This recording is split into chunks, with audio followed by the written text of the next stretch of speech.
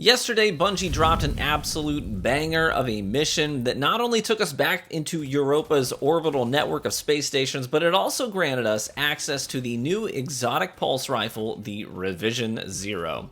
And while the community had an overwhelmingly positive response to the mission itself, Twitter was quickly alight with angry comments about how this new pulse rifle will affect the PvP meta, or rather reinforce the one that already exists. Comments rolled in like, it's already my most hated thing in PvP, and this is the unhealthiest possible gun they could introduce to PvP, and the mega sarcastic, sure, just like the plus 40 meter pulse with SMG TTK and no kill required sniper rounds isn't going to be an issue in the meta. And then of course you've got the typical edgelord comparing the gun to cancer. So in this video, we're going to ask the question, was this gun good for the meta? And along the way, we'll chat about the general performance of the weapon in the Crucible. In the gameplay of this video, you'll see matches from both PC and console, as I wanted to get a good overall feel for how the weapon performs across both environments.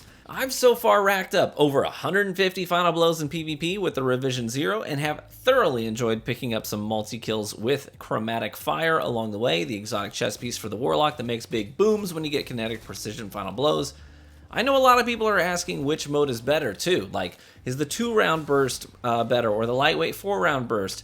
I've found both to be pretty solid, neither is a bad choice, but I tend to go for the 2-round burst for the raw dueling potential and shorter strafing peak shot potential that doesn't require me to be out of cover as long as the 4-round burst. So that means it's going to take a little bit longer to get my 12 precision hits to charge up the sniper round, but I think the trade-off feels appropriate. I'll also note that intrinsic anti-barrier is a nice touch as well. You know, I'm taking the time to spam down those sight and barricades more often now. Obviously, the weapon will only get better as we continue to gain access to new perks and crafting options to finely tune the weapon to our liking. So bear in mind that this isn't the final version of the gun, and I've definitely seen comments online about how mediocre the pulse rifle feels compared to its competition, and that is fair. But we do need to keep in mind that this is just the time-gated baby version of the gun. But that brings us back to the initial question, is this good for the meta? Well, let me just say that right now, this weapon is not as good as the laning kings of the meta. The 2-burst, no time to explain, and messenger both surpass this weapon in terms of ease of use and optimal TTKs. Just today, I went head-to-head against a player that I often match against. We're around the same skill level. He was using his god-rolled messenger, and I was using the Revision Zero. Now, this guy dropped almost 40 kills that match. And kill clip on that messenger meant that he could be very aggressive after a kill. Meanwhile, I dropped 25 kills, right? And had to play much more patient to get the super bullet loaded and then take advantage of it. At the end of the day, I don't think this gun, in its current form, can realistically compete at a high level against No Time, Messenger, or DMT. Those weapons will still be the kings of passive play. The Revision Zero that we know right now will not have any long-term negative effects on the meta in my opinion. But what about the sniper round that you don't even have to get a kill to earn, right? A lot of people asking about that. I think that's a problem. Listen, I'm going to give it to you straight. A sniper rifle already has a sniper round loaded without needing to get a kill to get it, right? If I just wanted to use a sniper rifle, I would use a sniper rifle. A lot of folks seem to be really worried about how this will affect trials. They think people will just take pot shots until they get the sniper bullet loaded, and then they'll try to get a pick with it. Now, honestly, if they want to do that, they are welcome to try it. I'll just start the round with a sniper rifle and try to get my pick that way. And if we're taking pot shots to charge up a super bullet, then I'm going to put my faith in a Teraba much sooner than I'm going to put it in Revision Zero. And I'm going to note, the super bullet, honestly, is not super easy to use. The scope, it looks cool, but it's kind of weird. You can't drag snipe with it like you can an actual sniper rifle.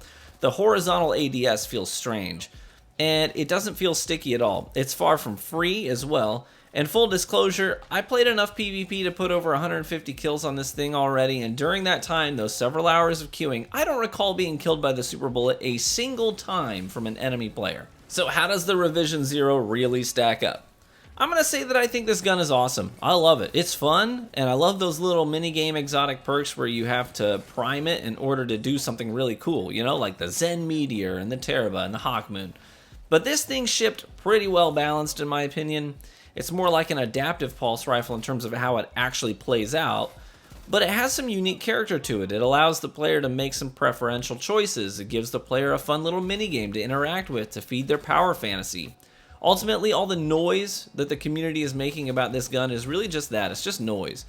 Maybe as this weapon gets stronger through the time-gated missions, then my opinion will change. But until then, this weapon isn't a problem and most likely will be replaced immediately in comp and trials loadouts by high-tier players. But I do want to mention, I'm not really the biggest fan of time-gated missions like these. I really prefer when I can just dive right into a mission, especially a mission as cool as this one, and get the reward and have it be its final form, or at least have the possibility to level it up through gameplay immediately to get to its final form. So if I put in the time this week, I can get the gun to where it's ultimately going to be. I would prefer it if it was like that. I'm not a huge fan of time gating things specifically on the gun that will enhance the gun.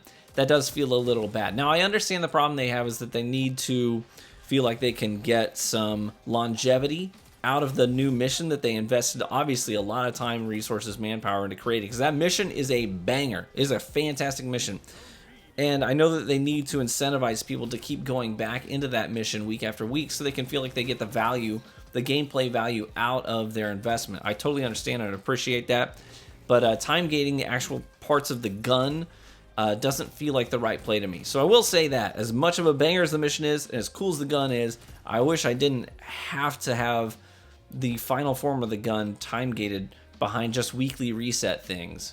Other than that, I loved this whole experience. Was a blast, and I've enjoyed playing with the gun, and I will continue to play with the gun because I'm a pulse rifle. I've been a pulse rifle fan for a long time. I'm an old man and I like those dad rifles, so sue me. Thanks anyway for tuning into the video today. I hope you have a wonderful holiday season. Just a heads up, probably this weekend I'll have a video going live on the channel that isn't Destiny, but a game that hasn't released yet instead. It's sponsored by the developer, and it would be amazing if that didn't stop you from clicking on it and offering your feedback on that game and what you think about it honestly, because these sponsors, they pay well, but I do want to make sure that it's worth their investment to get the feedback that they're looking for before their game releases, so they know where to focus their efforts before launch to make it as good a game as possible. Thanks again, be warm and well fed, my friends, and I hope to catch you in the Crucible.